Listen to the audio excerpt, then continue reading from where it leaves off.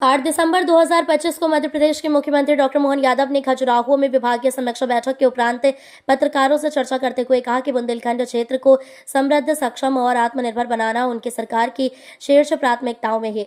उन्होंने कहा कि सरकार बनने के बाद से ही केंद्र और राज्य के प्रयासों से बुंदेलखंड में विकास की गति अभूतपूर्व रूप से आगे बढ़ी है। सीएम ने कहा कि कैन बेतवा लिंक परियोजना प्रधानमंत्री नरेंद्र मोदी के मार्गदर्शन में बुंदेलखंड के लिए विकास की ऐतिहासिक सौगात बनी है।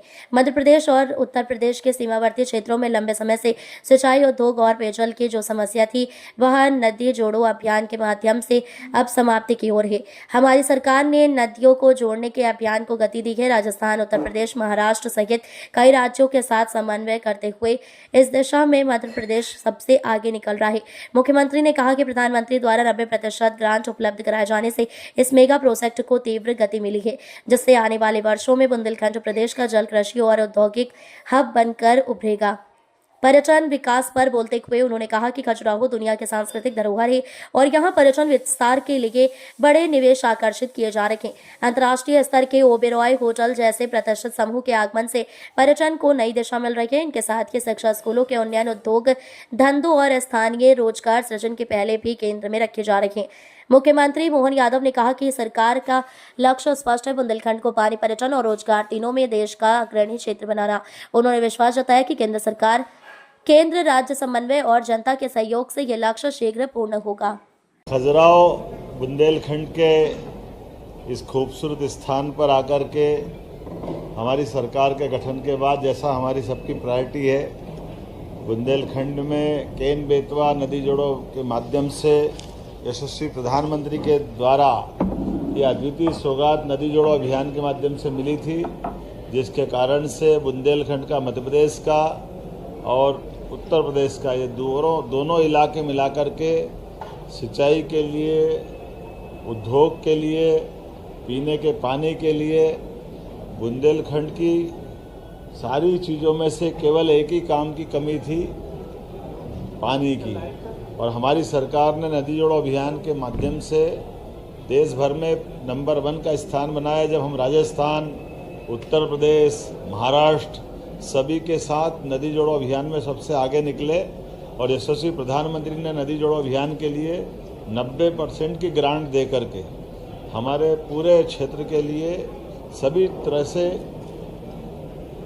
जैसा मैंने पूर्व में उल्लेख किया, पीने के पानी, औद्योगिकरण और सिंचाई के लिए पर्याप्त रूप से जल राशि का प्रयास किया।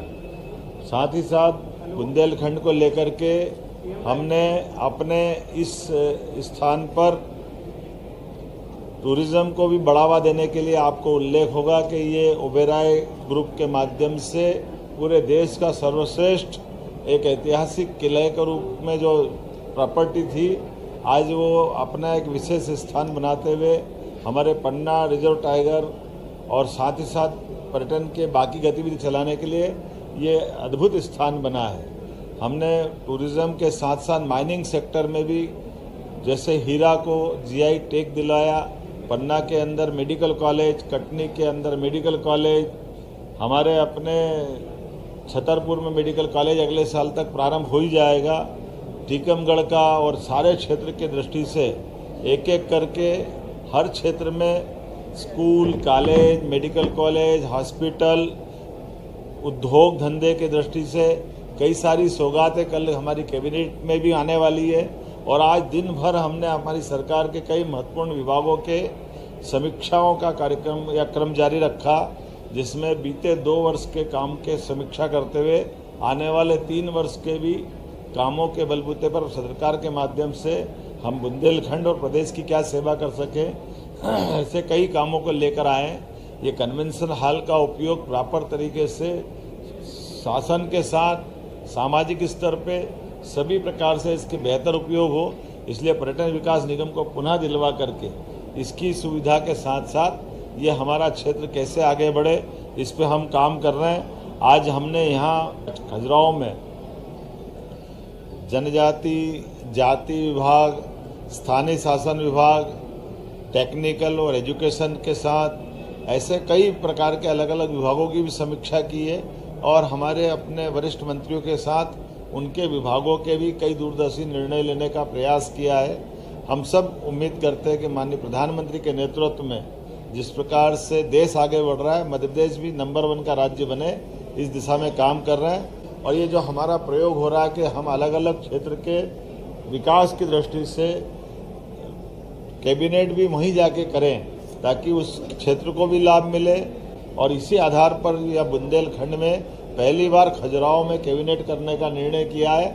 और जैसा कहा कि केवल कैबिनेट करने नहीं आए, कैबिनेट के माध्यम से कई सारी सौगातें भी दिलाएंगे।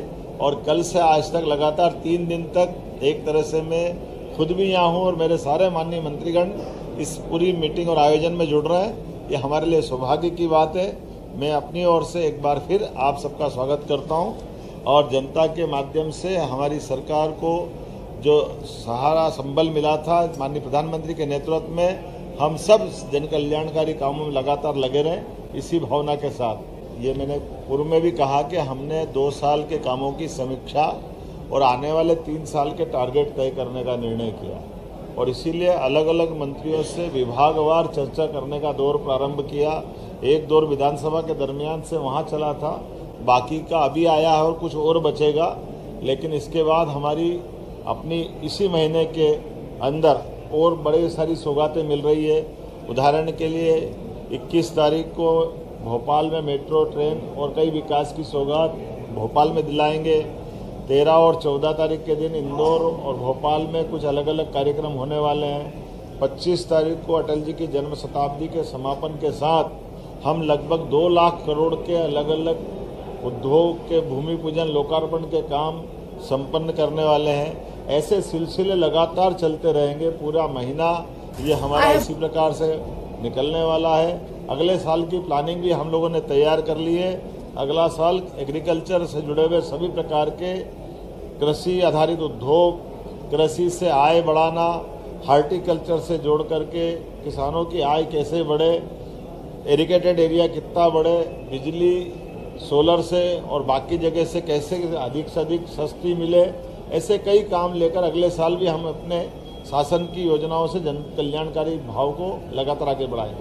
बुंदेलखंड के लिए हमारा उद्योग से जुड़ा हुआ एक बड़ा निर्णय आने वाला है और बुंदेलखंड की पर्यटन की गतिविधि को बढ़ावा देने के लिए भी, पुरातात्विक गतिविधियों को बढ़ावा देने के लिए भी हम कटिबद्ध हैं। एजुकेशन के लिए जैसे उल्लेखनीय कि बुंदेलखंड में हमारी सरकार बनने के बाद ही हमने रानी अवंतीबाई के नाम पर सागर में एक विश्वविद्यालय दिया। महाराजा छत्रसाल विश्वविद्यालय के लिए पर्याप्त धनराशि देकर वो बन ही रहा है। पीएम एक्सीलेंस कॉलेज बन रहा है। सभी प्रकार के तकनीकी रूप से दक्ष विद्यार्थियों को रोजगार मिले, इस दिशा में भी हम काम कर रहे हैं। कल और विस्तार से बात करेंगे। बहुत धन्यवाद।